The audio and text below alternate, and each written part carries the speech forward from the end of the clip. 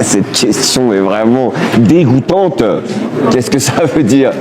Mais je peux pas en parler ici. Je m'appelle Swan Arlo, je suis comédien et je vais faire l'interview cut.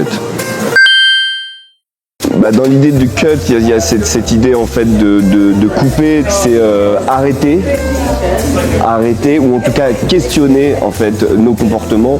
On peut pas tout changer, on pourra pas tout changer, mais en fait il y a énormément de choses sur lesquelles on peut agir, il y a beaucoup de leviers sur lesquels on peut agir en tant qu'acteur, c'est sûr. Alors je pense que c'est juste une espèce de tranquillité avec soi-même parce que ça change pas grand-chose à la face du monde, malheureusement. Donc pourquoi on le fait? Je pense qu'on le fait un peu pour soi, ou en tout cas pour se dire qu'on fait au moins quelque chose. Et on le fait peut-être aussi pour les plus jeunes. Normal. Par contre, oui, que ça arrive de prendre l'avion, ça m'arrive rarement, mais quand ça m'arrive, en vrai, tu fais une espèce de calcul. Tu dis, ok, pendant 5 ans, je ne l'ai pas pris. Là, je l'ai pris 2 fois, donc tu fais une espèce de bilan carbone mental comme ça. Pourquoi c'est important? Parce que la prise de conscience, en fait, elle est générale, mais elle se situe à tellement de degrés, à tellement de niveaux qu'en fait, en réalité, nous, ce qu'on fait à notre petite échelle, ça ne change rien. Voilà. Et donc, c'est des décisions, en fait, qui doivent venir du gouvernement et tout. C'est sur des choses bien plus grosses que nos petites actions. Mais ce serait cynique, en fait, de se dire, de toute façon, nous, on n'est pas concernés. Ce que je veux dire, c'est on vend des bouteilles en plastique, donc des gens achètent des bouteilles en plastique. Donc oui, il faudra arrêter de vendre des bouteilles en plastique. Voilà. Mais on peut décider soi de ne plus en acheter. Au moins, on dit non, moi je suis désolé, j'achète pas de bouteilles en plastique. Je pense que la naissance de mon fils est quelque chose. Enfin, en tout cas, quand il a commencé à grandir, j'ai surtout pensé à lui en fait, dans quel état sera la planète quand il aura même pas mon âge en fait. Et après, depuis quelques années, grâce à un ami, je fais partie d'une association qui s'appelle Cut.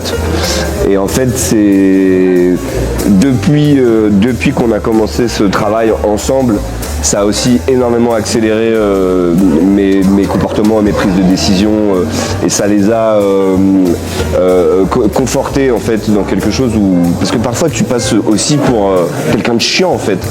Quand tu dis non en fait, je bois pas dans des bouteilles en plastique, non, je monte pas dans cette voiture, je vais y aller à pied, ok machin.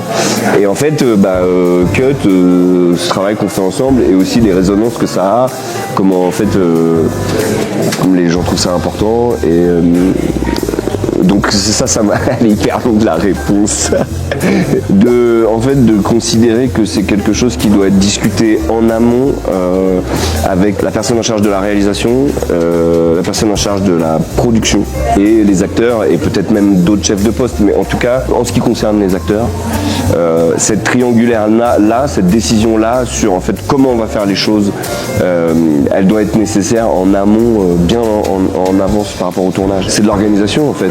Et après, on peut très bien faire les choses différemment, mais il faut s'organiser différemment, c'est tout. Je dirais que c'est d'aller tourner loin. Propose un film au fin fond de l'Asie, un scénario génial, tu vas rencontrer des gens, une culture, un truc que tu connais pas et tout, tu vas te plonger là-dedans. Dire non à ça, pour moi, ce serait vraiment ce qui est le plus difficile à arrêter quoi. Ça fait partie de l'immense plaisir de ce métier. C'est aussi d'aller se confronter loin à des choses qu'on connaît pas du tout et à des gens et des cultures qu'on connaît pas du tout. Et c'est passionnant et enrichissant et polluant. J'ai décidé que j'allais arrêter de tourner là pendant un long moment, 1 an ou 2. Voilà, ça c'est mon prochain plan cut. Donc du coup ça sera forcément un peu plus faible en carbone.